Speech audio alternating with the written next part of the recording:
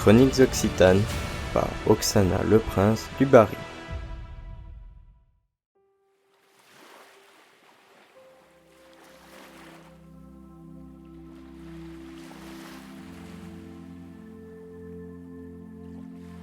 Aujourd'hui, je vous emmène au bord de la mer. Allez, suivez-moi. Dans le massif de la Clappe, le cimetière marin de Gruissant veille sur la mer et sur les vivants.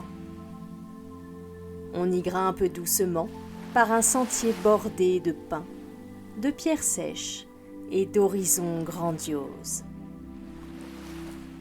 En bas, le village de Gruissant s'étale autour de ces étangs et la Méditerranée scintille à l'horizon. Mais là-haut, c'est un autre monde, calme, recueilli, chargé de mémoire.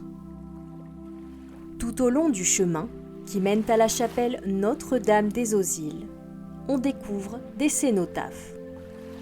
Ce sont des tombes sans corps, dressées à la mémoire des marins disparus en mer. Elles forment l'allée des naufragés. Ce lieu, autrefois simple ermitage, accueillait les voyageurs. On le mentionne dans les archives dès 1223. Il faudra attendre 1635 pour qu'il soit rebâti, puis consacré bien plus tard, en 1796, après une terrible tempête. Ce jour-là, 3 bateaux de pêche et tous leurs équipages furent engloutis. En hommage aux disparus, la chapelle fut placée sous la protection de la Vierge, protectrice des marins et des affligés.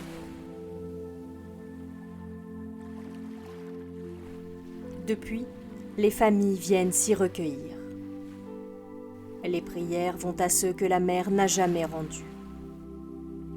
On y laisse des ex-voto, des plaques, des noms, des dates et beaucoup de silence.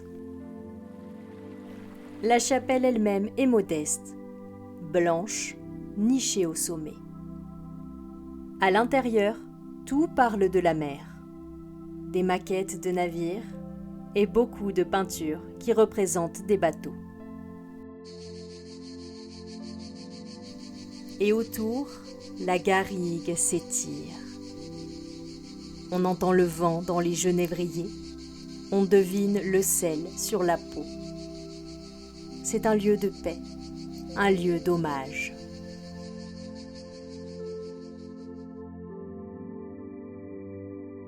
Mais je vous connais.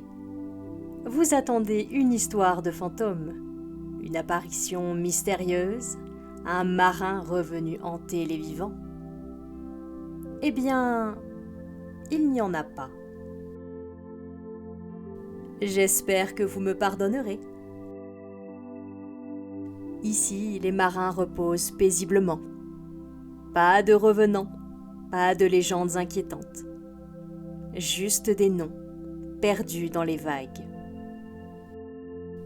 Mais ne soyez pas trop déçus. Qui sait, un jour peut-être, l'un des marins enterrés là décidera de revenir, de remonter le sentier, juste pour voir si le monde a changé.